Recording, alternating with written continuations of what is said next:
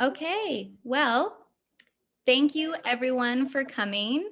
My name is Mia COOKSEY. I am the project coordinator for Women in Film and Television Alberta. We are very excited to be hosting Voice of Albertans with Disabilities, also known as VAD, to share their disability awareness presentation with our community. We will be recording this presentation, so if you would like to keep your camera off for the recording, that is totally fine. Just so you know, if you turn it back on, you will be in the recording. Before we begin, we would like to acknowledge that we are on Treaty 6 territory. We would like to acknowledge that we are on traditional territories in Alberta of the Indigenous peoples, many First Nations, Métis, and Inuit whose footsteps have marked these lands for centuries, presently subject to Treaties 6, 7, and 8. We respect the histories, languages, and cultures of First Nations, Métis, Inuit, and all First Nations of Canada, whose presence continues to enrich our community. We are grateful for the traditional knowledge keepers and elders who are still with us today and who have gone before us. We make this acknowledgement as an act of reconciliation and gratitude to those whose territory we reside on and are visiting. And a few other notes before we begin. We have made this presentation a regular Zoom meeting instead of our Q&A webinar to make sure that all of the respondent features are accessible. So if you have a question for any of our panelists throughout the presentation, you may use the chat function and I will relay the message to our panelists. Or if you would like to raise your digital Zoom hand or your physical hand to voice your question, if you would prefer, then we can definitely do that. And I'll just ask you to unmute and ask your question. Otherwise, please keep your microphone muted during the presentation so we don't get that echoing like we had before. And then please stick around at the end of the presentation because Voice of Albertans with Disabilities does have a poll that's incredibly helpful for them in their presentations. So please fill that out for us. That would be great. And then to begin, I would like to introduce our wonderful panelists. So with us today, we have Michelle Bissell, who is the Educational Coordinator for Voice of Albertans with Disabilities. We have ROXANNE, a former Paralympian who spends her time advocating and volunteering on behalf of people with disabilities. And Tara MITROVIC, a filmmaker, scriptwriter, and advocate who currently volunteers for Voice of Albertans with Disabilities by giving disability awareness presentations like this one. And without further ado, I will hand it over to ROXANNE, Tara, and Michelle. I'm just going to try and pin everyone's camera. And if that does not work, then I'm sure you three will just stay on the side as the speakers. Well, thank you, Mia, so much. So I'm just going to dive right in. So Voice of Albertans, my presentation team and I, we strongly believe that this kind of education is so important for everybody, no matter what age you are or what profession. So who we are, we're an Alberta wide organization. We're a nonprofit, and we're cross disability. So we help anyone in Alberta with any type of disability. Rox, did you? Can't hear you. We can't hear you, Rox.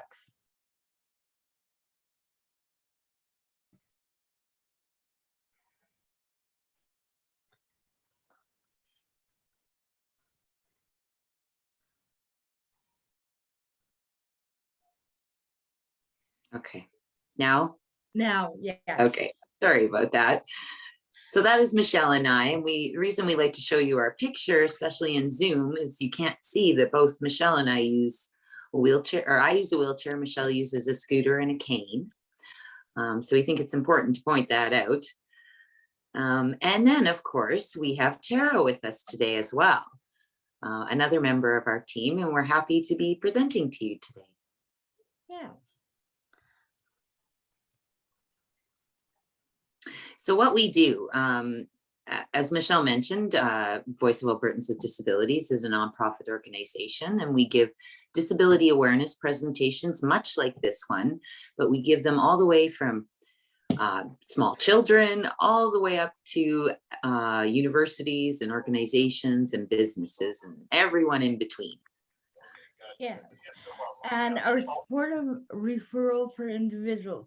So we have a lady in our office that will do H forms, H appeal forms, and CPP forms.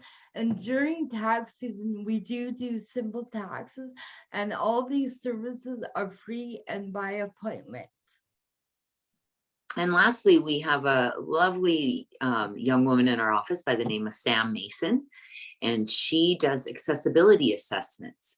And not only does she come out and assess physical accessibility, she also looks at policies and procedures and other things that may affect people with disabilities in the job market. Yeah. And so we like to share with you a quote from Nelson Mandela that we've modified to be from our perspective. And I will just read it out to you. It says, "We do not need the patronage of the non-disabled. It is not for us to adapt to the dominant and dominating world of the so-called non-disabled. It is for them to adapt their understanding of a common humanity, to learn of the richness of how human life is diverse, and to recognize the presence of disability in our human midst as an enrichment of our diversity." Okay. Do you want to read the ableism? Sure. Okay. So we like to start out by talking about ableism, which is a belief that people with disabilities have less worth than people without disabilities. For instance, some people may hold the false belief that people with disabilities matter less than non-disabled people because they think, Sorry, I hit something. I'll go back. Just hold on. Okay. so they believe that people with disabilities cannot contribute to society, which is not true. Yeah. And they think people with disabilities need help from non-disabled people who are more important, which is totally not true. We all need help from each other.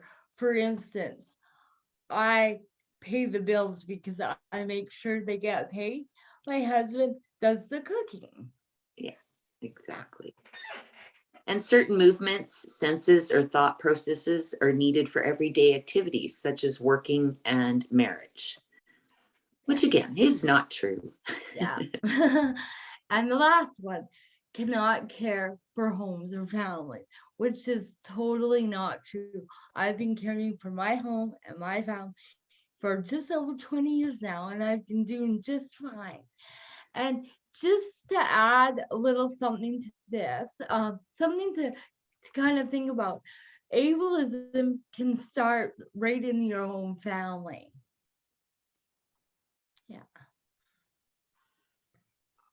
And so we have just a little exercise we want to go through with you. It's our ableism backpack. And it's just a tool for identifying and recognizing our privilege. And so in the first set of questions, if you answer yes to any of these questions, it's basically putting a check mark in your privilege, where your privilege lies. So a check mark in your backpack. And this is just for fun. We don't want to know the results, just for yourselves to recognize where your privilege lies. And so the first question is, can you reach the top of your fridge? And Michelle and I cannot, and our fridges are very dusty. Yeah. Mm-hmm. The second one, are you in charge of planning your day? Or do you have someone that helps you plan it out? Number 3, can you cross the street safely? And Michelle and I think that snow plays a major factor in our street safety. And number 4, do you understand every word a retail clerk says to you? And number 5, if the elevator is out of order, can you take the stairs? It's only something I dream of.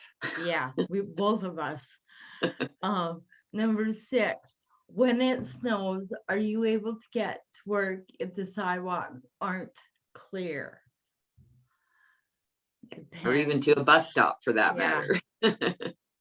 And number 7, are you able to have a verbal conversation on the phone? Now, these next 3 questions, if you answer no to these questions, then you put a check mark in your ableism backpack. Have you been asked if your spouse has a disability? That's a big yes. And number 9, have you ever been asked if you were born this way? Number, excuse me. Number 10, have you ever been asked to just behave or move normally? And so Michelle and I score about a 4 or 5, depending on snow, on this little quiz. So we definitely have some privilege, and we try to use that privilege to improve the lives of people with disabilities. And so we like to go over the World Health Organization's definition of disability. And up until 2019, we used to say that Canada didn't even have a definition for disability. Whereas in 2019, Sorry. in 2019, oh my goodness, Michelle. Sorry. So in 2019, Canada passed the Accessible Canada Act. So although we do have a definition, we still like to use the World Health Organization's definition. We think it's a bit more comprehensive. And so disabilities is an umbrella term covering impairments, activity limitations, and participation restrictions. An impairment is a problem in body function or structure, including the brain. And so for myself, just to give you an example and keep it simple, I would say my legs don't work. That's my impairment. An activity limitation is difficulty encountered by an individual executing a task or an action. So that would be myself encountering a set of stairs.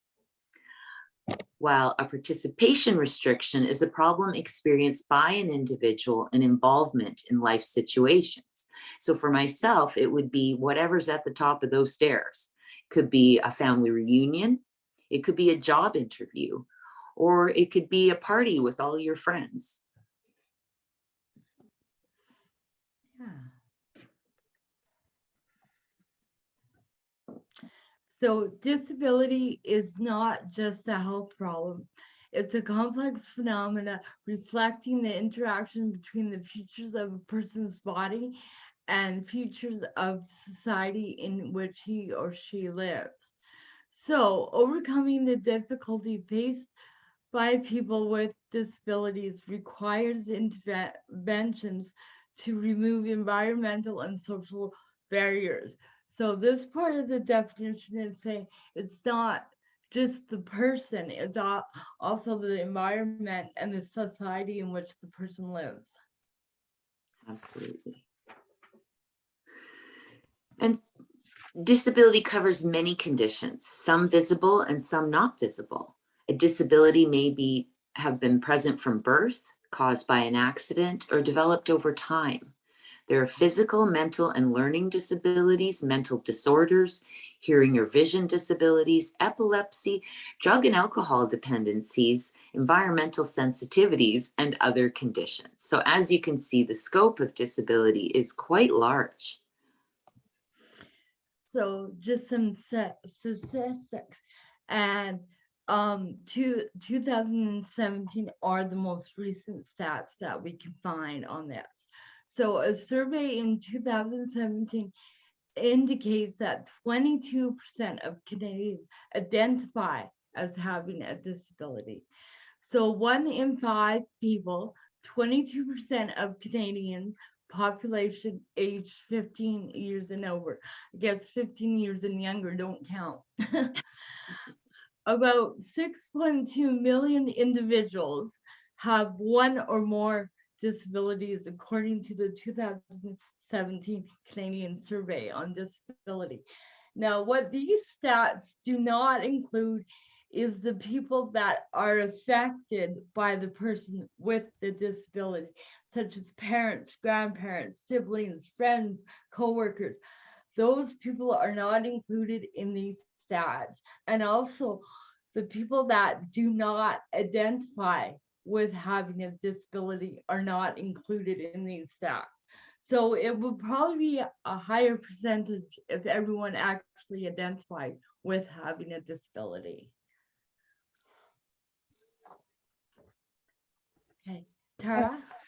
Okay, hello, my name is Tara MITROVIC, and I'm a person with multiple disabilities. However, that does not stop me from making films. I'm involved with various organizations such as Voices of Albertans with Disabilities, Radical Inclusion, Being Seen, the Film Accessibility Studies, just to name a few. My email will be put in chat should you happen to want to contact me after this presentation. As a person with disabilities wanting to gain skills and learning about filmmaking, I find it honestly very challenging and frustrating to get my foot in the door, even if it's just to take a course, as I require accommodations to be included, such as captioning, and not many organizations are willing to provide this accommodation. Let's discuss casting. Ideally, persons with disabilities want to see themselves on the screen. This means an actor with a real disability playing the character's part. Doing otherwise opens things up to scrutiny. As a filmmaker, I personally understand it may be a challenge to locate such a person who has a disability, willing to act, and character traits and skills that you desire. And I also fully understand that actors act and they portray themselves to be something that they may not actually be. But if somebody who is able-bodied without a disability is going to be playing the part of a person with disabilities, they better do excessive research and consultations with many persons and many groups within that disability circle. This is important as disabilities can be very diverse, and two people with the exact same disability can have very different challenges. Society is calling for diversity and inclusion in film.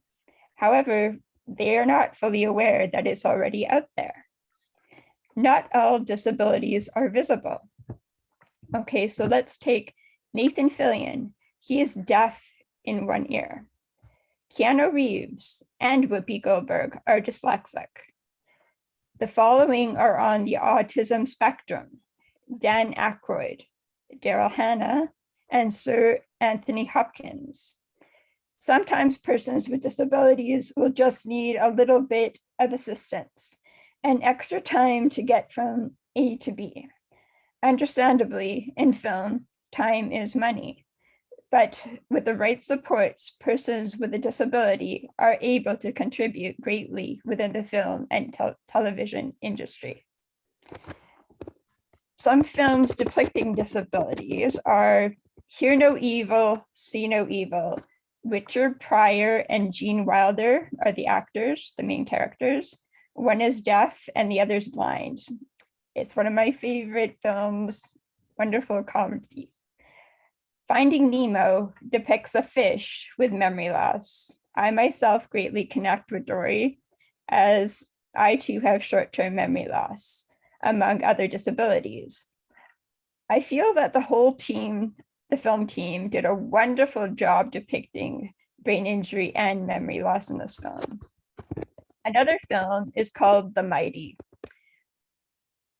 Honestly, it was one of my childhood favorites. It's misfit friends who go on adventures together.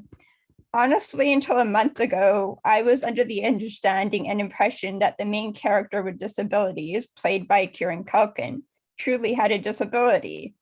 And to my shock and horror and delight, I learned, no, he's not disabled at all. He's just a skilled actor who knew what portraying persons with disabilities entailed with dignity and respect. Then we move on to a film called The Ringer. It's with Johnny Knoxville film. It's a comedy, but honestly, I was totally horrified for the first half of this film due to the script. An able-bodied person pretending to be a disabled individual unable to compete in the Special Olympics just made me cringe. However, the second half pleasantly surprised me. There's actors in the film that actually have disabilities, and they do a stellar job in the film. I highly recommend watching a documentary called Crip Camp. It's a groundbreaking summer camp for teens with disabilities. We've covered casting with disabilities, but what about persons with disabilities behind the scenes? From my experiences, filmmakers with disabilities are not a common thing to come across. And persons with disabilities working behind the scenes in film scenes are much more scarce. And now a film that is inclusive, directed, scripted, and cast by myself. Out of 5 film crew members, 3 had disabilities. This is my first and only film, winner of the Edmonton Short Film Festival Viewer Choice Awards, Hungry for Hearing. Okay. So I'm just gonna stop sharing and reshare the film. Just give me a moment, please.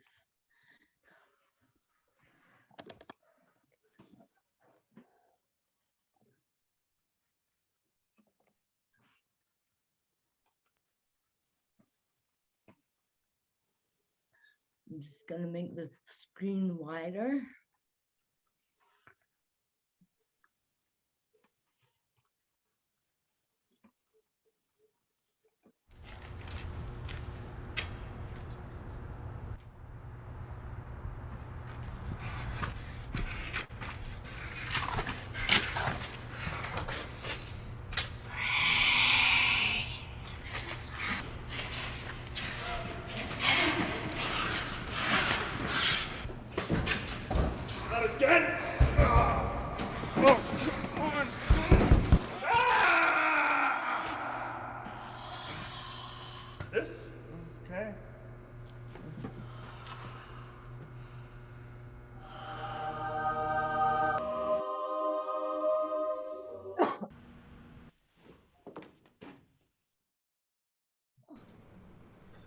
Over 4.6 million Canadians have hearing loss and an unknown number of zombies. Not all hard of hearing individuals use or know sign language. Communication tips. Reduce background noise.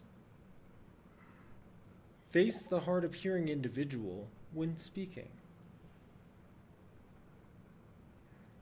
Always have your TV's captioning on. Never say, "I'll tell you later," or "Never mind." Have patience and respect. Everyone's needs are unique.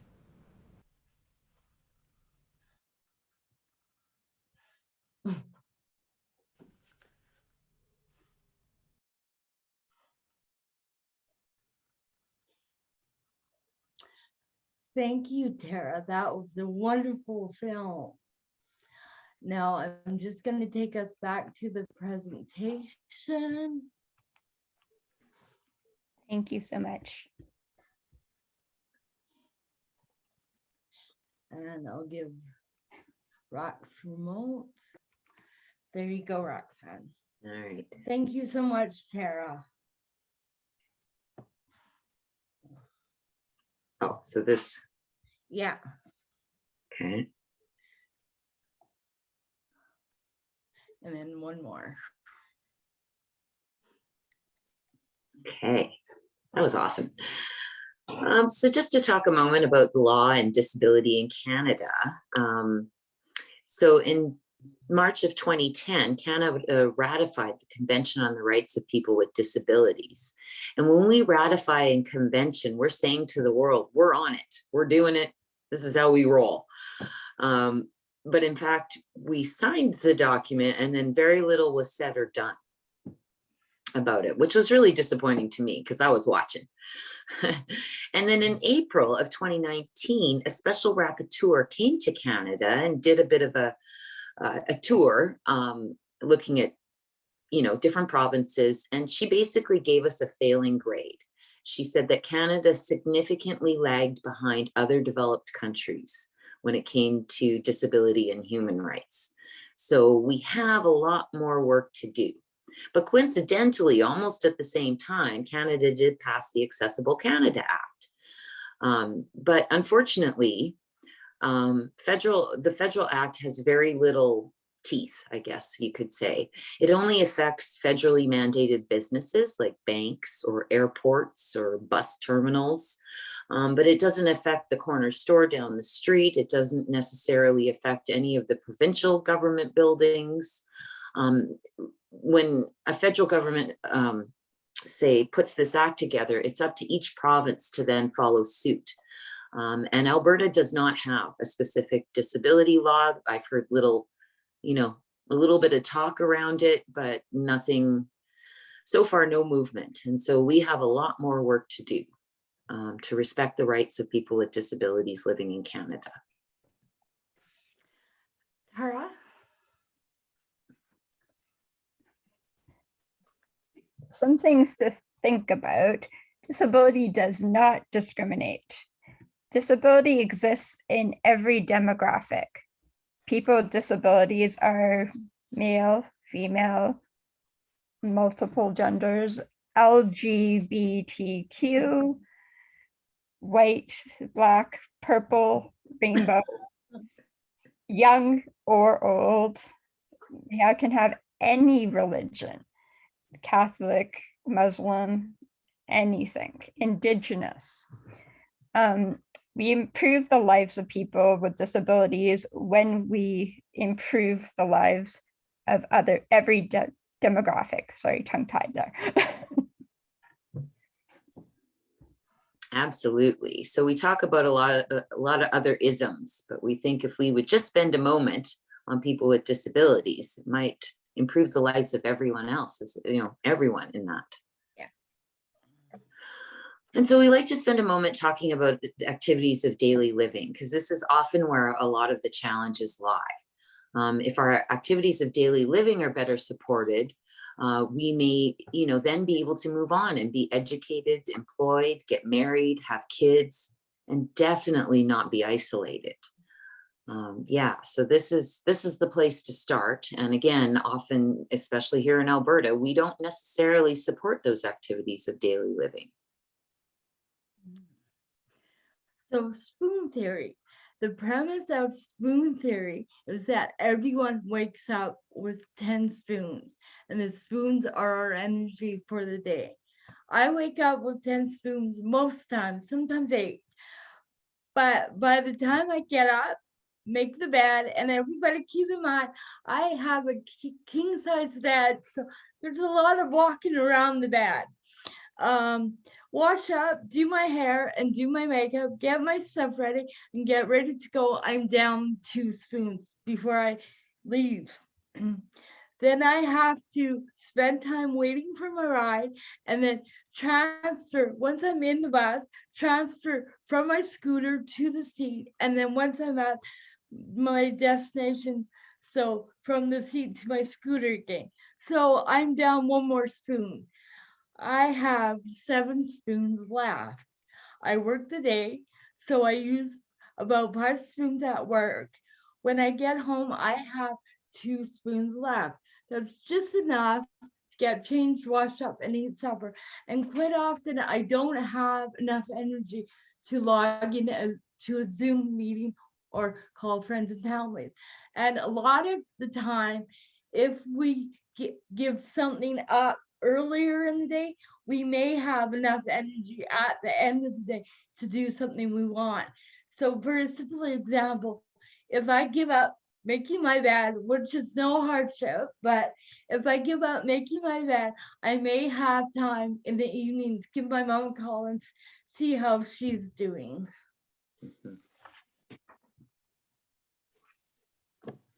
So we like to take a moment to talk about accepting disability, because this is an ongoing thing. Michelle and I were born with our disabilities, and this is something that we still have to. Accepting disability is a lifelong venture.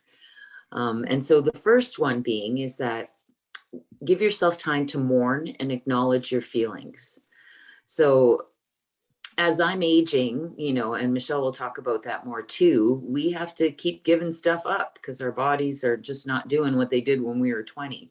But give yourself time to mourn. It's okay to be sad that you can't do maybe what you could do 5 years ago, or maybe an accident has prevented you from, using all of your body. And so it's really important to understand that it's okay to mourn or to be sad and acknowledge those feelings. And that often can then help you move on.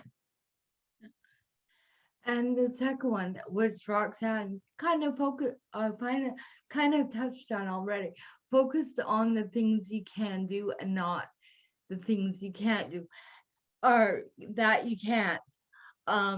This has been, like Roxanne said, a lifelong journey for me, because as a kid, I used to get down on myself about what I can't do. And then I learned growing up, focus on what you can do, because I can do a heck of a lot that I didn't even think I could. So, and it goes for everyone. You focus on what you can do. Try and keep positive and focus on everything you can, and never mind the things you can't do. Yeah, for sure. And the next one being ask for and accept help and support. And that may be simple, but again, Michelle and I were defiantly independent. And sometimes that cannot work in our favor, right? And the thing to remember about asking for and accepting help is the person that you're getting that help from, they walk away feeling good, like they've helped somebody. And so for a quick example, I have this happen all the time. I'll be, say, at a shopping mall and go and open the door, and somebody will run and almost trip over somebody else to open a door for me when I am perfectly able to open that door.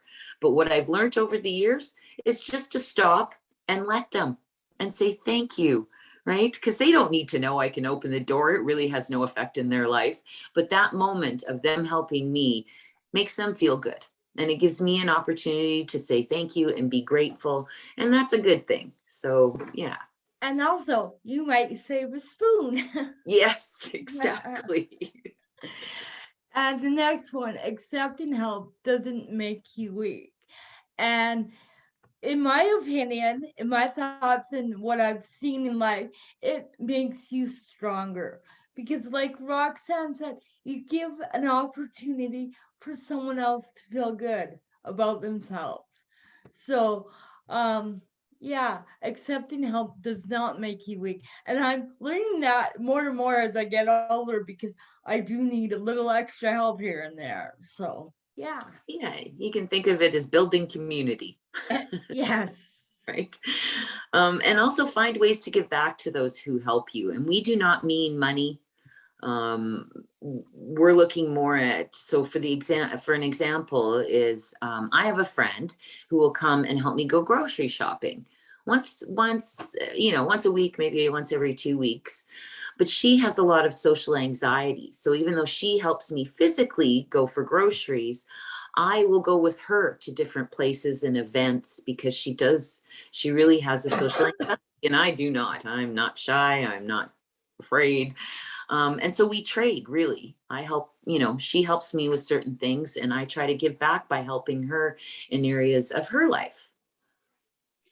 And the last point is don't compare yourself to others or to your past self. And this has been a hard one for me. I'm always, as a child, as a kid, I always compared myself to my younger sister. She could do anything well the first time. Like she took up horseback riding and she hit it off right off the bat. And I was a horseback rider too. So I really tried not to compare us because really there is no comparison.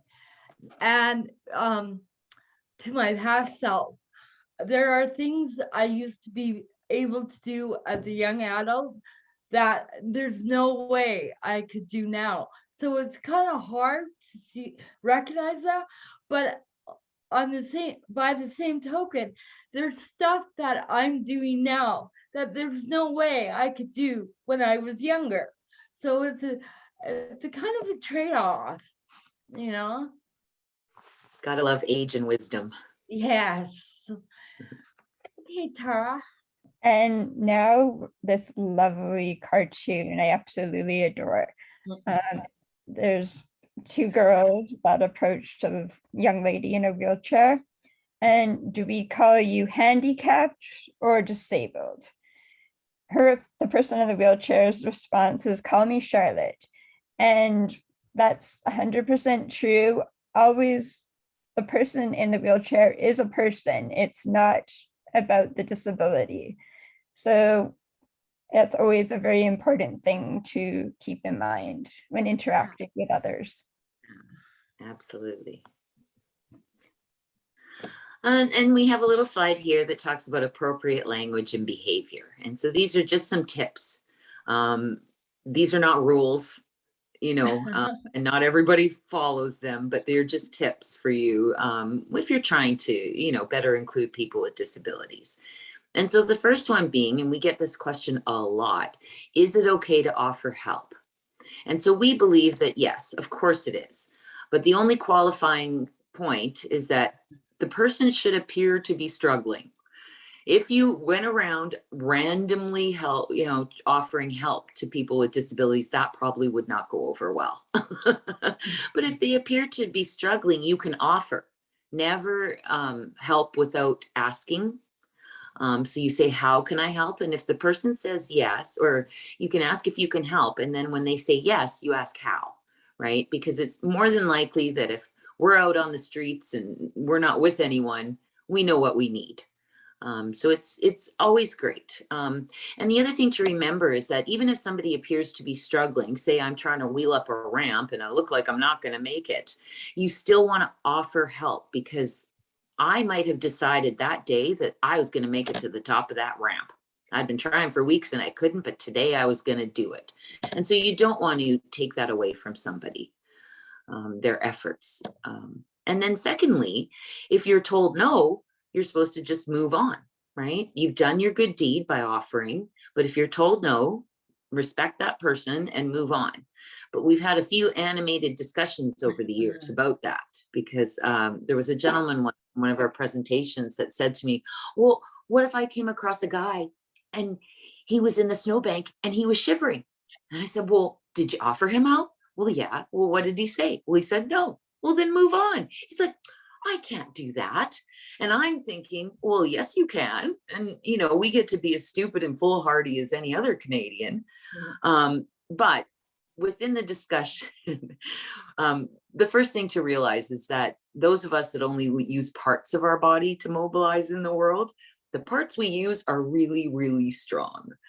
So there's a good chance you could end up in that snowbank rolling around with that guy. So our suggestion is that if you ever run across somebody that you think is in trouble but has not accepted your help, you could call 911 and allow people with, hopefully more skills and training to be able to negotiate with him. Yes. And the second point is person first language. I had my hand up if I could ask a question. Yes, Kevin, can you please ask your question to the panel? I was going to actually, comment, what if those people, like needed help, but maybe they have a verbal communication issue. We cannot understand them. Well, you can certainly use gestures by nodding, right? Mhm. I always say that if you run across somebody that's in trouble, you also want to try and make eye contact, right? But you definitely want to get their consent in some way or another. But you're right, Kaveen, it doesn't have to be verbally, right? That there are definitely different ways. Yeah, and there's also like language barrier for some. Yeah, Yeah, absolutely. But thank we think you. it's good for people to make that offer if they think somebody's struggling. Okay. Thanks, Kaveen. Mhm. The second point is person first language. So here in Canada, person first language is preferable. It's not always everyone's first choice, but person first language is, we say people with disabilities as opposed to disabled people. So, and there are some people with disabilities who do not like or do not use person first language. Roxanne, you want to tell your example? Oh, I don't. People are autistic people. Right. We were giving a presentation here a few months ago, and a lovely woman spoke up and said that people with autism, and again, see, I'm saying it wrong because they prefer to be identified as autistic people because they think that their disability really has an effect on them, and they do identify as having, autism being a strong identifying feature. So it really always comes down to personal preference, always. Right. So whatever that person prefers, that's what you should use. But ideally, you want to call the person by their name, just like Yes. the little cartoon. Right. And then the next one is power of language. And this is more about the subtle things that we say. And so years ago, before I started giving these presentations, I would say, I'm in a wheelchair. And we still say that. I might even still say it. I try not to, because I learned that if I say I use a wheelchair, it gives me more power. When you say I'm in a wheelchair, that kind of sounds passive, like the wheelchair has some power in this situation. But it does not. I'm in full control. So that's why today I will say I use a wheelchair. Some of the other words that get used are like, say, confined to a wheelchair, when I don't feel confined. This was like one of the most freeing things that ever happened to me. Before this, it was full leg blocking braces and forearm crutches. So I definitely don't feel confined. Another one being wheelchair bound. So I'm using all the wheelchair examples, but there's many others. And the general rule is not to use language that implies how somebody feels about their disability. So some people might say that, you suffer with MS, right? Well, Michelle and I never would say the word suffer. We live with it. We manage it, but we don't necessarily see ourselves as suffering, but some may. Right? Some, if they're in the throes of an attack or something, they may really feel that they're suffering. So you really got to go with what the person prefers. Other examples are, I've heard afflicted with blindness. Well, no, people are just blind. Others might say, well, they're profoundly deaf, which is actually a medical term, when people are just deaf. So it's really important not to put on those descriptors that could change the flavor of what you're saying. Yes. Yeah. And the last point is, don't make assumptions. One of the most common assumptions or questions that people ask or make about me is when they find out that I'm married, automatically they ask, is your husband disabled too? And I'll say, no. Am I doing something wrong? Oh my goodness. Oh no. There is no rule that says people with disabilities have to marry or hang out with other people with disabilities. For example, I was doing a presentation similar to this one for a school before COVID, of course. And I got there early, so the teacher and I went into the staff room to have coffee and chat. And she was asking me a lot of questions, getting to know me. And one of them was, are you married? And I said, yes. And without skipping a beat, she said, is your husband disabled as well? And I looked at her and I said, no. And she looked at me and she goes, I'm shocked. And I looked at her and I said, I'm shocked you're shocked. So yeah, that's one of the biggest assumptions made about me.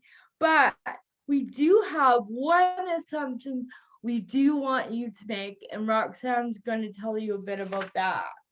Yeah, we think the best strategy is to assume that we are all capable until we tell you differently or prove to you differently. But that's the best assumption you can make, is that we are all capable. Oops, sorry. There we go.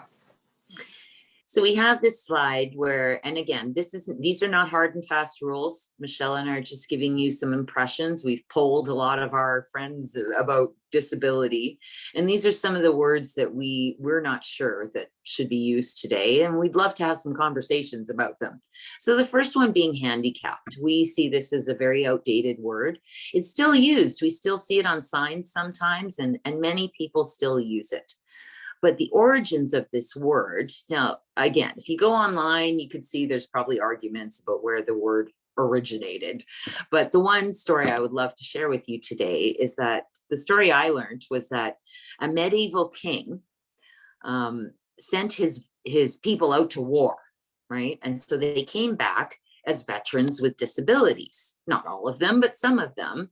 And of course, back then there was no, medical or insurance. And so the king decided to be generous. He would decree that it was okay for veterans with disabilities to beg on the streets, cap in hand. And so for us, we still feel that this word sort of implies charity, when we don't see our needs as charitable. So we would love to see that word just slowly disappear and let the golfers use it. Yes. Okay, the next one we would like to slowly see fade away is special needs.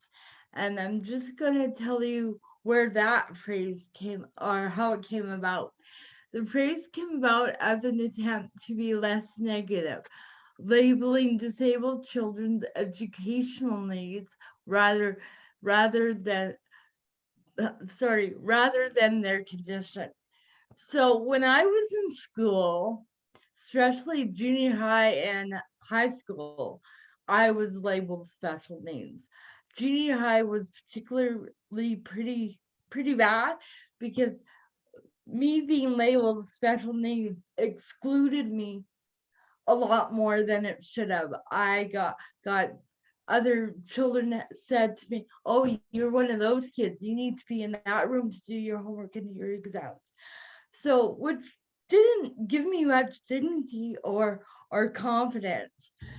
So if we call children with disabilities what they are, children with disabilities or students with disabilities, it's a more dignified term, and then they can grow into adults with disabilities. And legally, we are people with disabilities. That is what we identify as. And Rods, do you have anything to add to that? Just that we all know we have a disability. You're not fooling us, right? And so just by changing a word does not change our reality. So it's important to recognize that, because often we spend, in my work over the last 20 years advocating, we spend a lot of time talking about what to call us. Well, that doesn't change. We need policies changed. We need laws changed. We don't care what you call us. Well, we do. We don't really like special. But again, that comes down, Michelle and I have polled a lot of our friends to see, to make sure this isn't just our opinion. And generally, we have not found that a useful label. And think there could be a lot more discussion about it. Yeah. And when you go look for a job, you don't say I'm a special needs person. Like, it's just not dignified at all. And we are protected as people with disabilities. Yeah. And so the next one is inspiration porn. And inspiration porn is basically getting recognized or awarded just for existing. And so we find that highly offensive. And if you wanted to, you could, after the presentation, you can Google a TED Talk by a lovely lady. You can Google inspiration porn and a TED Talk will come up by a lovely lady named Stella. I think she's from Australia, who explains it. But Michelle actually has a very similar story that happened to her right here. So go ahead, Michelle. Yeah. So when I was in grade 12, I went to Catholic school most of my school career. But in grade 12, we had a day set aside for awards. And so we got to miss class and everything and go to these awards. And I was quite honored because I was presented with the Caritas Christi Award. And that award, being in a Catholic school, was giving of yourself, giving to the community, all that fluffy good stuff. And so when I was awarded this award, I was quite flattered and honored. But it always bugged me, why in the heck did I get this? Because I went to school and I came home. I wasn't part of any extra in high school except yearbook. Well, big deal. So I couldn't figure out why I got this. And years later, I asked my mom, did I get this award because I earned and deserved it? Or did I just get it because? And the way she did not answer me told me the whole story. And I was hurt and I was ashamed because I didn't earn it. I didn't earn this award. So it came off my wall and it came off my resume. And I don't even know where it is right now. And I don't care to, because I didn't earn that. It was just given to me. Yeah. Yeah. Anything? No? Nope, but you get the next one too. Yes, I know. So disability versus unhealthy. Just because a person has a disability doesn't mean that they are unhealthy. And I'm finding out in my own family, there's 3 of us girls, that my other 2 sisters have all kinds of different health issues popping up here and there. And some of them are quite serious. And I'm thinking, okay, I'm the healthiest one out of all 3 of us, which I find kind of funny. So disability and unhealthy does not necessarily have to go together. They don't always go together. Sometimes they do, but they don't have to go together. I'm a healthy woman. So, and I do have a disability. So those 2 words don't necessarily go together. Absolutely. And then the last one is medical diagnosis versus functional description. And so you may have noticed today that Michelle and I have not given you sort of a name for our disability, but what we have shown you is that I use a wheelchair and Michelle uses a scooter. And even Tara has identified the functional description of her disability. She hasn't given you her medical diagnosis because that's really irrelevant. It's only relevant for doctors and maybe in the medical system, but for everyday life, it's the functional description you need. You may want to know if somebody's blind, right? If you invite them to your home, so you can make sure that you don't have stuff lying all over the floor for them to trip over. For me, you want to know I use a wheelchair because I'm not going to be able to get in your house unless we make special arrangements, because the likelihood that you have a ramp is about 0.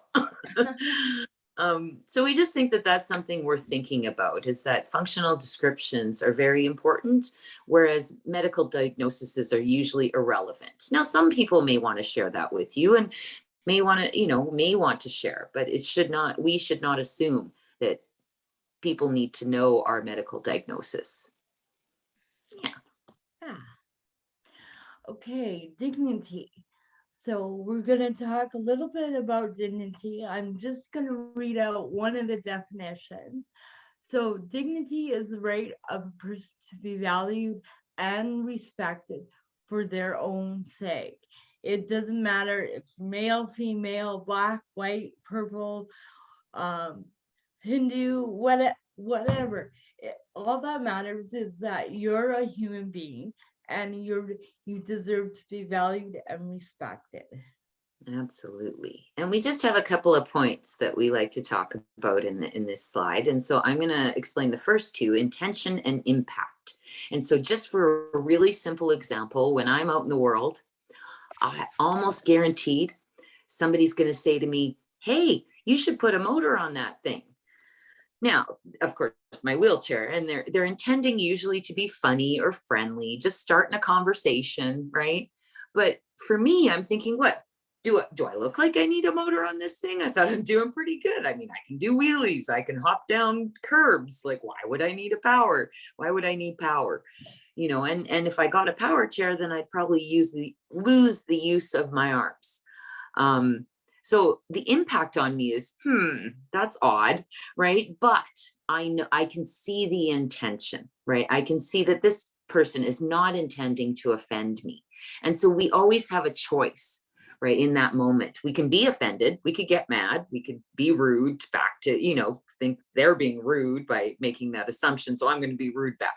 But we could also just decide, oh, I see what their intention is, and just ignore it.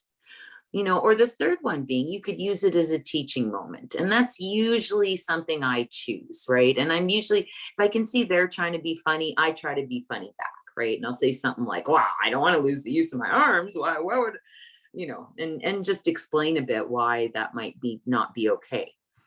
But it's really important that we all spend time considering the impact of our words, because even though we may not be intending to offend somebody, we might. And so if somebody flinches, looks away, you know, does anything that looks out of the ordinary, you might want to take a moment and say, oh, I hope I didn't offend you, you know, and is there a better way I could have said that, you know, and use that as a moment to make that connection with somebody. And so it's really important. That's something we, you know, it seems like we spend a lot of time today being offended and not enough time spent considering the impact of our own words on others. So yes. And last one, risk. There is dignity in taking risk. There is this assumption that we have to protect our children with disabilities. And yes, to a certain degree, we do. We have to protect our children, but we have to let them take risks. They have to learn critical thinking skills and their own limitations and grow just like everybody else. Roxanne and I were lucky. We had parents that did let us take risks, or they didn't know that we took risks, but we did. For example, everybody when they were younger had a sport. They had hockey, swimming, baseball, whatever it was. I had horseback riding. And my mom didn't like to drive me to my lessons or watch my lessons. It scared her. This tiny little kid up on this big horse, doing all kinds of things on the horse. It scared her to no end. Even after a couple really big accidents I had on the horse, it scared her even more. But she never said, Michelle, you cannot horseback ride, because she knew horseback riding was good for me, not only physically, but to develop those critical thinking skills and to know my own limitations and to make the right choices when I'm up there on the horse. She knew I needed to learn that. And it's the same for my other two sisters too. My parents let them take risks as well.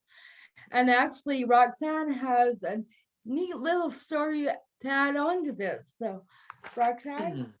Yeah, I was teaching wheelchair skills at the Glenrose Rehabilitation Hospital here in Edmonton one year, and it was for kids 12 and under.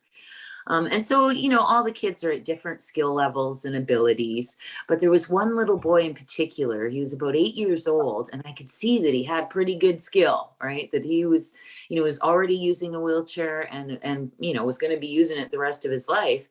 And so I thought, okay, this is an opportunity maybe to see if I can, at a young age, teach him some of these skills. And so I went up to him and I said, hey, we should teach you how to do wheelies. And he started to cry. And I was like, oh my God, what is happening? I mean, little boys follow me around stores watching my wheels. Like, why is he crying? And so I found out with some conversation that mom had said, absolutely not. You could hurt yourself. You can't do that. And so again, I was very grateful because mom and little boy and older brother, we all stood in a circle together and we talked this out. And I explained to mom that, this was a valuable wheelchair skill and that if he was going to be growing up with this and out on the streets on his own, he needs to know how to do a wheelie. And so after some discussion, mom agreed that if older brother stood behind him while he was practicing, that she would allow it. I thought, okay, this is great. I will not go on to explain to her that he kind of needs to know how to fall too. But this is a good start. And I know when I was doing wheelies, again, my parents didn't know. In our living room one summer, I would always make sure that the couch was behind me in case I fell. So you definitely want to try and protect yourself, but it's an important skill to know. And so I was really grateful that mom kind of would allow him to try. Yeah.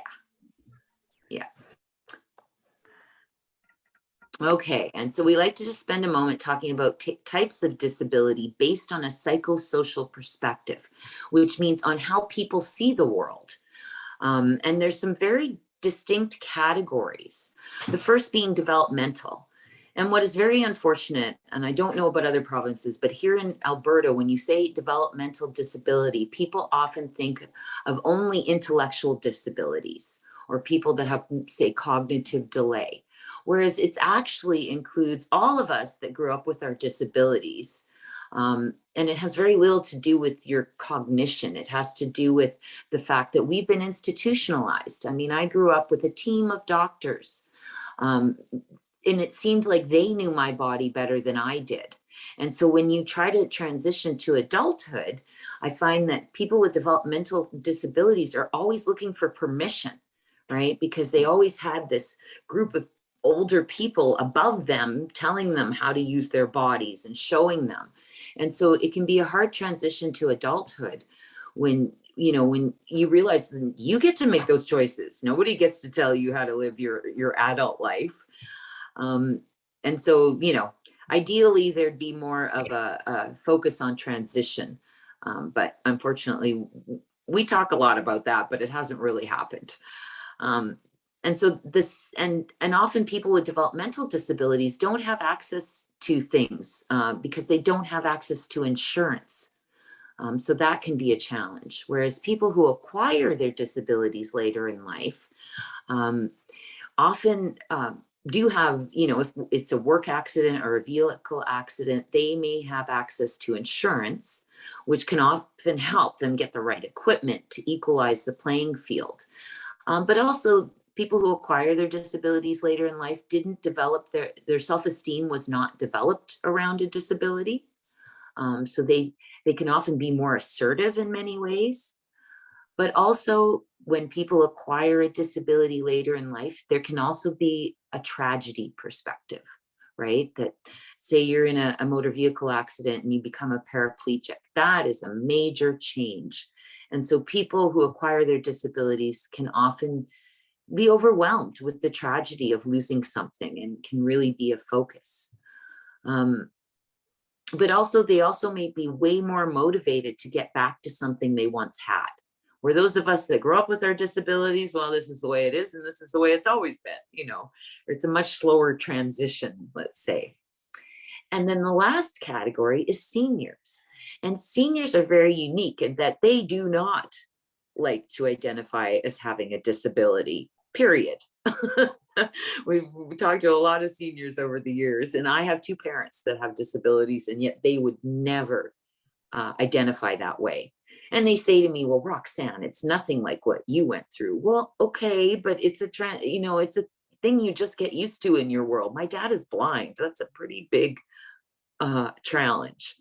And yet he would not identify as having a disability. And so we need to respect that about seniors, because 76% of seniors have one or more disabilities. And so they definitely need to be included in conversations around disability. I think I got it all, Michelle. Yeah, you did.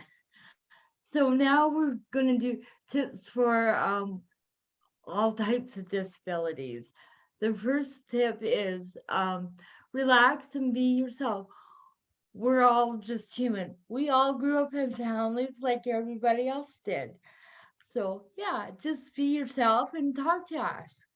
Yeah, and we know we have a disability, so, and you know, it's hard to offend us. The next one, treat each person as an individual. Ask them what would make them most comfortable. Be respectful and considerate. And yeah, it's just about being yourself. And if you're uncomfortable, say you're uncomfortable, you know, or say you're not sure what to do. And, you know, we'll tell you, you know, and it's just about being respectful and not making assumptions, as we've talked about many times. And it's going to come up next. Sorry, Michelle. Yeah, that's okay. Like Roxanne said, we've touched on this before. Don't assume that you know what somebody needs. I think especially if you know someone with a certain disability, doesn't mean you know the next person that you meet with that type of disability. It doesn't mean you know what they need. You just ask what we need help with and how can you help. That's all. And then the next one, walk normally when helping someone with a disability. And so, for example, that could be somebody who is blind, right? Allow them to tell you if you're walking too fast or too slow, you know, allow them to instruct you. But that also goes for people with mobility disabilities, maybe somebody that uses a cane that because it's slippery out, you're going to give them a bit more stability. You just want to walk normally or ask them how, you know, how they would like to proceed. And the next one is don't touch or move any equipment that is used by a person with a disability without consent. And that goes for scooters, wheelchairs, walkers, canes. You don't want to touch our equipment. And when we're using our equipment, it's a part of our bodies as well. So you don't want to go leaning on our wheelchair or scooter without consent. And also, you don't want to move our equipment without our consent. Hospitals and restaurants are famous for doing this. Hospitals love shoving everything in the closet out of the way. And restaurants, well, we don't want to trip anyone up on our equipment. But if our equipment is moved in our as long as we can see our equipment, we're usually okay. But you always ask if you can move or touch our equipment. Absolutely. And because our equipment is very expensive. Yeah. And the next one, be confident, calm, and reassuring. Even if the person exhibits unusual behavior, focus on how you can help. And so just for an example, I have a lovely friend with Down syndrome, and we danced together for many years in an integrated dance program. But every once in a while, he will just start speaking in gibberish. It's not another language. It's just something he's making up. And at first it was kind of disconcerting. I'm like, what is going on? But I just realized over the year that this is something that happens, and it'll stop on its own when he's, you know, I don't know if it's nerves or even really what it is, but I just don't get excited, right? Sometimes I'll even ask him, what's going on? Why are you speaking a different language? You know, and I'll kind of tease him a bit. And we've even learned over the years to kind of joke about it, because he'll add my name into the middle of the gibberish. And then I'll pretend to get really upset. What are you saying about me? I don't understand you. And then he giggles and, you know, so you just try and make it a part, you know, it's a part of who he is. And you just accept it and go with it. And the last point, patience, optimism, and willingness to find a way to communicate are your best tools. And Roxanne's example goes for this one as well. She was patient and willing to find a way to communicate, and it all works out. Absolutely. Yeah. Okay, Tara. Okay, before I'm going to read this slide about the deaf and hard of hearing, I'm going to read a few interesting findings regarding sound. In 2019, just 2.3% of all speaking characters in the 100 top grossing US films were depicted with a disability. This is according to USC's Annenberg Inclusion Initiative.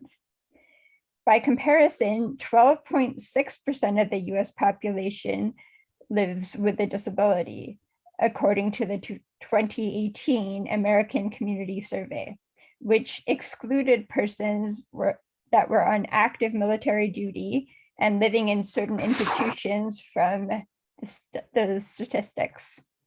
On top of television shows, the number of such characters played by actors with disabilities rose from 5% in 2016 to 12% in 2018. Still, most portrayals of those persons with disabilities were in a negative light. And now on to meeting somebody who is deaf or hard of hearing. That's me. So if you're having communication challenges, such as you or the person you're interacting with does not know sign language, it's highly recommended to have a pen and paper and just write things out. That's a great barrier breaker. It's okay to wave or touch a hard of hearing individual's shoulder lightly to get their attention, especially if you know them. Sometimes if it's a total stranger, I would avoid touching them, but a friend or family, it should be okay. Relax, be yourself. The person that's hard of hearing is most likely stressed out, and probably the person who's trying to communicate with them is a little stressed out too. So just relax, be yourself. If you stand in front of a light, it can be difficult for the person to see your lips to lip read. And also the opposite is a problem if there's not enough light. It can be a huge barrier to lip reading and understanding what you're saying. The most important things are these ones. Maintain eye contact. Basically face the person while you're talking. The general rule is if they can't see your lips or your face, they don't hear you. So just assume that, even though we talked about assumptions beforehand, this is an assumption that's okay. If they don't see your face, they can't hear you. So I'm sorry to break that rule. Don't cover your mouth or put your head down because they need to see your face.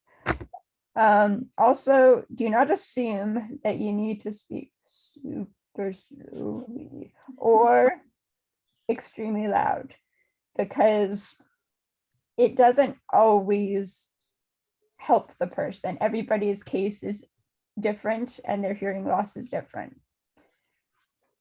Absolutely. Yeah, Thank you, Tara. thank you.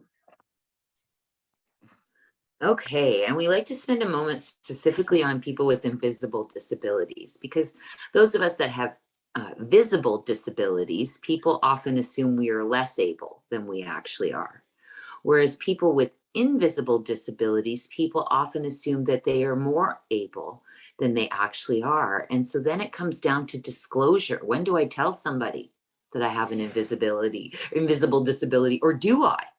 Right? So especially say when you're looking for a job, do you tell somebody on your resume and then maybe they'll just eliminate you and you won't even get a call? Or maybe you wait till the job interview, but then you might risk it not being like wheelchair accessible or something, which Michelle has had experiences that way. Yes. Yeah. And then, you know, or do you wait for the job interview and disclose it then, which again could just eliminate you from the job without them even giving you a chance? So do you wait till after you get the job, or maybe you wait till after the probationary period? So all we're trying to say is this is a very hard decision for people with invisible disabilities to make, is when do you tell somebody? And it's really up to us to be more accepting of that and not being judgmental as to when they tell you, because it's just it's just a hard decision, because you feel like you're exposing your weakness. where you want people to see you for your abilities, not your disability. Yeah, so just something to think about. Okay, you're up first. Okay, so recognizing and averting ableism. So just a few different tips on how to help us, avert ableism in the world. And so the first example I actually got from a young friend in her early 20s. She was very much like me in that she was an independent wheelchair user. And she decided, which I thought was kind of funny, but again, we all have different, she decided she wanted to work at Sears clothing department. And I thought, wow, that's kind of ambitious, but hey, she's very able, so she got herself a job interview. And then, but she could tell the instant the manager was approaching her that this probably wasn't going to go well, because the manager kind of had a frown on her face and just the way she was looking at her. And this manager started the conversation of the interview by saying, well, you can't reach those clothes. And my friend would say, well, sure I can. Where's that stick that everybody else uses? I can use that stick. And she would say, well, you can't use the cash register. And my friend would say, well, yeah, I just need a stool because I can transfer back and forth, no problem. And this is how the entire interview went, with the manager saying, you can't do that. And my friend saying, sure I can. And we just think that the entire flavor of that interview could have been changed by her saying, how can you do this? Because we think it's okay for an employer to be curious about our abilities and to ask, but not okay to make assumptions of what we can or can't do, because we would surprise you every day if you assumed we couldn't do things. Yeah. And actually, I often don't, I would say there's nothing in this world I can't do. There's just a lot of things that might take me a long time, right? As opposed to somebody else. Like changing the sheets on my bed would take me a really long time. It's not that I can't do it. It's just, it's great sometimes to have help with some of those things that could take up your entire day and waste all your spoons. Yeah. Okay. The second point is believe people when they disclose a disability. Like Roxanne said in the last slide, it's extremely difficult for people to disclose a disability sometimes. So when they do, just believe them. Just take them at their word. Why not? Yeah. Yeah. And then the next one is listen to people when they request an accommodation. And accommodations are just adjustments needed to a work environment or any environment. It could be, as Tara has spoken a lot about film and television. And often accommodations, there's a statistic saying that 80% of accommodations don't cost anything. It might be, just an adjustment to the way you do things that could better include people with disabilities. And the next one, which we've talked about a few times already, don't assume you know what someone needs. And you never assume that. Like we said before, you ask, how can you help? Or what do they need? Or how do they need it? You ask questions, have a conversation. Absolutely. And then the next one is don't speak on behalf of somebody with a disability unless they explicitly ask you to. And you would be surprised, and I'm overly assertive in that, especially when I go to restaurants, I will be the one, I'll have a group of friends with me and I go up to the counter and I tell the hostess that we were this many in our party, and, and that way they see that I use a wheelchair. But I never allow my friends to speak on behalf of me. I mean, not that they would probably go, well, ask her, if somebody said something. But Michelle has a great example. Yeah, thanks. I was shopping with my sister and my brother-in-law, and at that time I was using my standard wheelchair, which I need somebody to push me in because I only had the use of my one hand. So if I tried to push myself, I would go in circles, so I wouldn't get too far. So anyway, my brother-in-law was pushing me, and I found a shirt that I wanted to buy. So he took me up to the cashier to pay for the shirt. And the cashier started talking to my brother-in-law and telling him how to wash it and how to take care of it. And I looked at him and the cashier, and I said, "Excuse me, that's my shirt. I'm buying it. I'm wearing it. I don't even live with my brother-in-law." I said him, but and the clerk just took a breath in, like, "Oh no, like, oh wow, she does talk, you know." So, and then he looked at me and started talking to me how to wash the shirt and take care of it. So yeah, it happens more times I would like more than I would like to admit. Yeah, and yeah. And then the last one that we have is to talk about disability with everybody. And really what we mean by that is often there's a shame component that often comes around having a disability. And, you know, again, Michelle and Tara and I, we don't feel ashamed. We are proud of ourselves. We've worked hard to be independent and to be out in the world and participating. And we're not ashamed, but we find other people often can be. And so the reason we put children as an example is, you know, we could be out shopping in the mall and there always be a little like 5 or 6-year-old that go, "Mom, why does that person, you know, have wheels?" Or who is that? Or why do they look like that? You know, and we just think you should just normalize that and say, "Oh, well, that's just the way they get around in the world," or "That's just the way they look. We don't all look the same," you know, and really make it not that big of a deal and make it so that we're included, not excluded, right? And no, do not shush them, because that literally makes us invisible.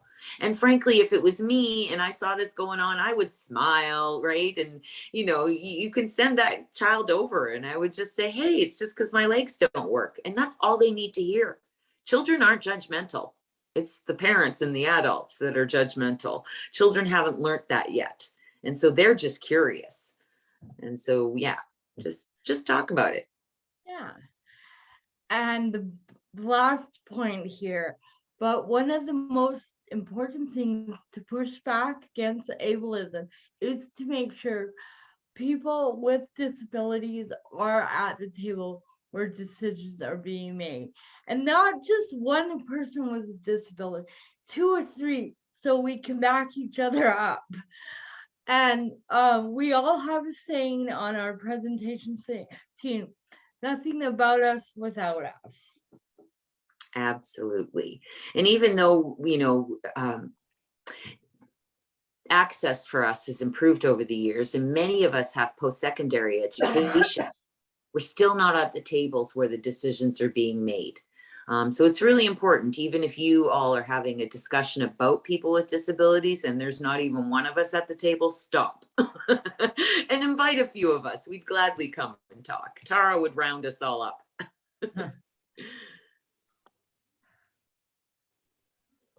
And so we just like to spend a moment here just sort of showing you all the different barriers that can exist. And these are not all of them by any means, but we do have attitudinal barriers in the middle because we think that that's still an area where we're really lacking, right? And that our attitudes towards people with disabilities sometimes are our biggest barrier. But when you start adding up all of the different barriers, environmental, institutional, transportation, and communication barriers, suddenly you're in front of a wall. And so, you know, we need to pick away at the different spots where there are these barriers and create some openings for us to get through. Yes. And so we just like to end our presentation talking about quality of life. And, you know, we all see our lives as fabulous. We've had many opportunities. And we don't like to focus on what we can't do. We focus on what we can. And so for myself, I had the absolute, you know, privilege to represent Canada in the 1988 Paralympics in Seoul, South Korea, playing wheelchair basketball. And I mean, that's just was an honor of a lifetime, you know, as well as getting post-secondary and living on my own. I live independently, got 2 cats, you know, again, not making assumptions. And, you know, it's really important to look at what people can do. And we live a good life. Michelle. Yeah. Well, like, I'm not a Paralympian like Roxanne, But like I said before, I was a horseback rider, and I rode it up into my adulthood, and actually was in a couple of horse shows and did very well. I went to university not once but twice. I've been married just over 20 years now. I have two stepdaughters and now 3 grandchildren, and all the wonderful opportunities I have been presented has made my life really full and really fabulous, actually. Tara. Well, myself, I trained my own hearing dog. I backpacked across Italy and the Netherlands. I love filmmaking. There's so many things that persons with disabilities enjoy doing, and they enjoy challenges too. Absolutely. Okay. Absolutely. And so that brings us to the end of our presentations, and we're definitely open if anyone has any questions. Yeah, but thank you. Mia, I saw your hand up. Awesome. I just want to thank you all. That was an incredibly informative presentation. Thank you so much for your personal experiences and stories. And the disability backpack activity was, I think, so important to kind of get another layer of perspective on how much privilege you carry with you, and you don't really, become aware of in your everyday life. Yeah, amazing job. Thank you so Thank much, you ladies. so much. I just want to throw this Survey Monkey link in here really quick to make sure we get the amazing feedback that is so important. So just in the chat there, if everyone could just click on that link. Awesome. The survey is quite short, so it won't take too much time at all. Yeah. And then we can move on to a couple questions. Mhm. The presentation ends. Michelle, you're going to take a snapshot, or you're going to save the chat, or can we save the chat? Because I see a lot of great things in there. I don't want to miss. I can copy and paste it, so no Okay. problem. And there are just a few other links that were mentioned in the presentation that I would love to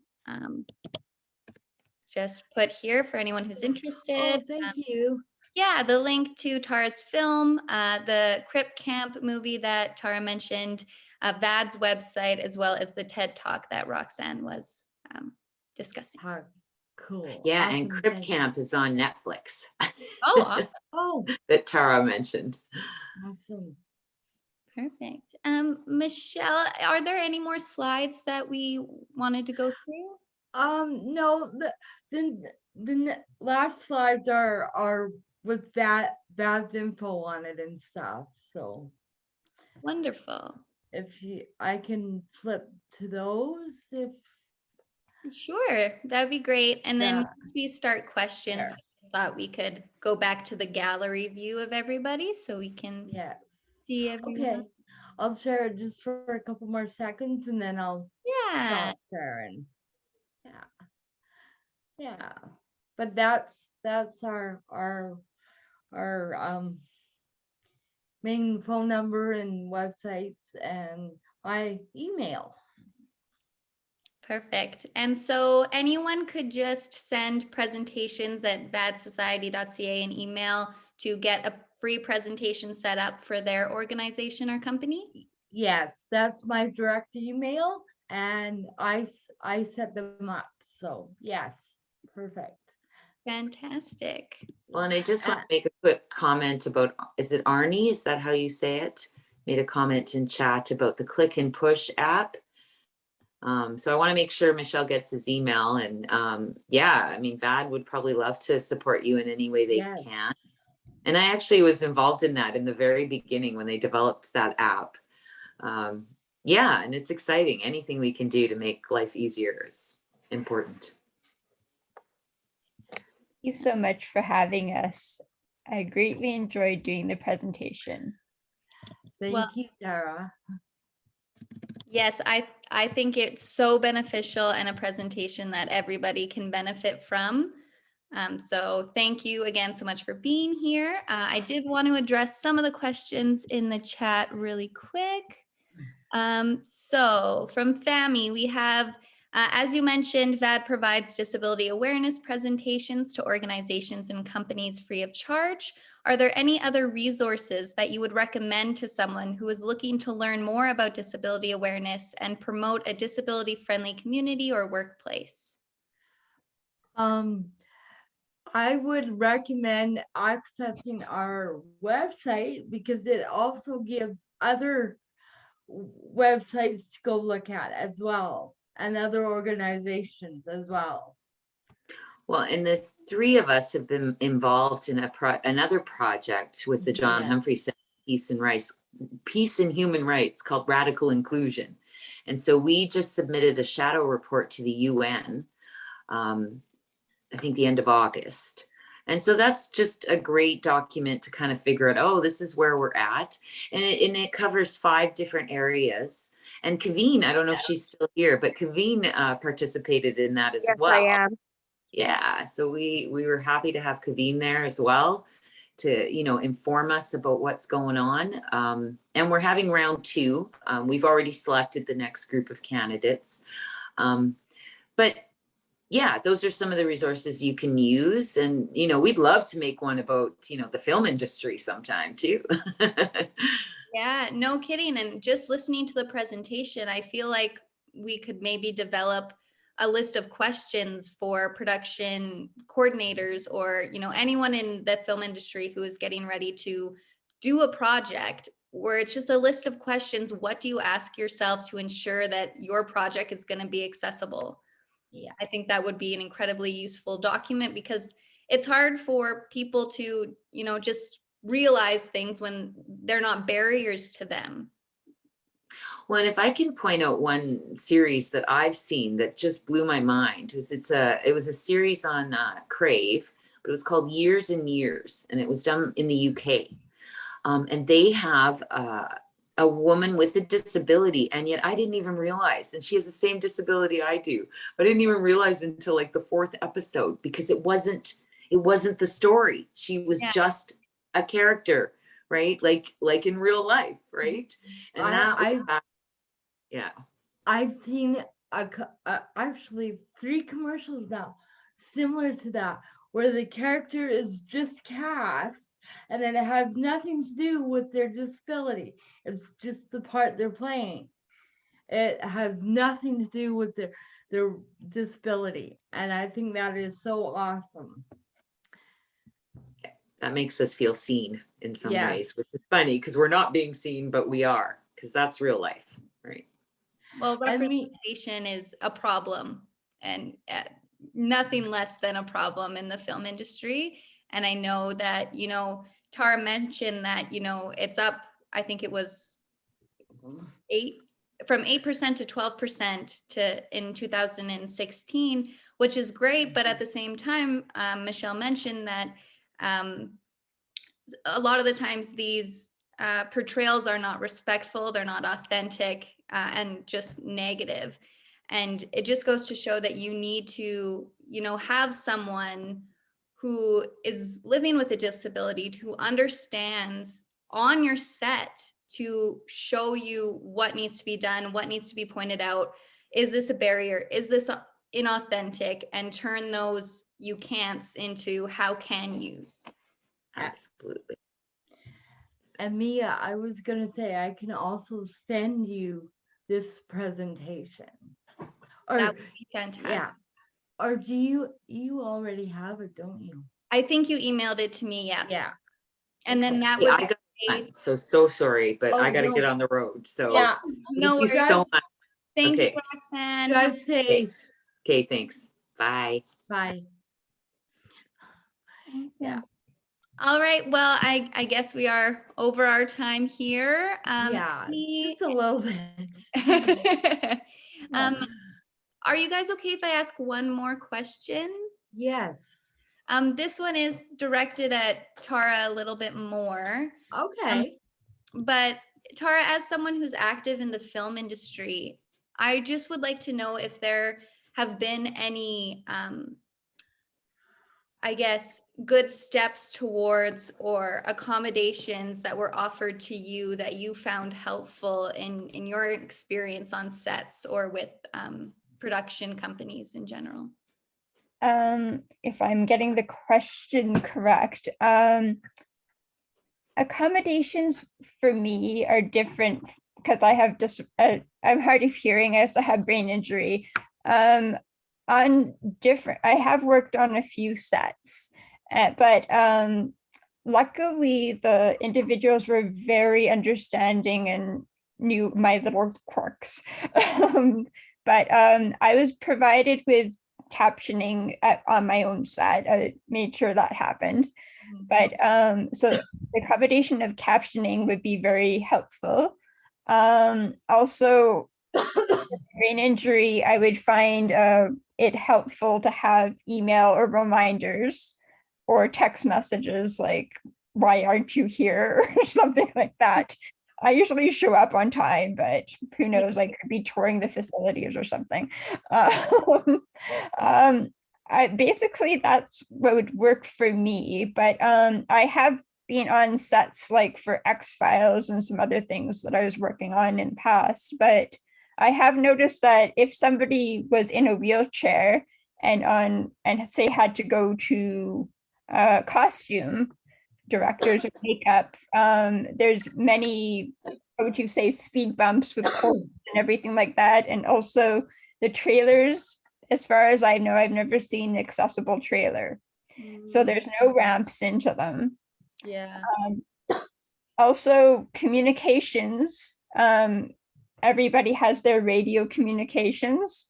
If I was on set working, a radio communication wouldn't work for me because I wouldn't hear what they're saying. So I would require a text message, but that's just an example for me.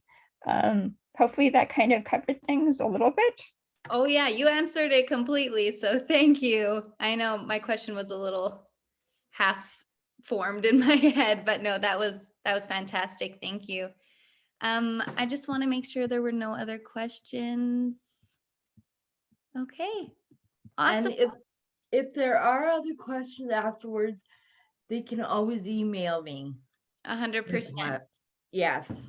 Yes. You Perfect. bet. And then that presentation you sent us, we're okay to share that with members who are interested, who didn't get to make Yes. this live one? Yes, of course. Perfect. All right. Well, thank you for coming. Thank you for the wonderful presentation. I hope that in the new year, you're doing twice as many, and hopefully this has spread the word a bit more. But yeah, great. Thank you all so Well, much.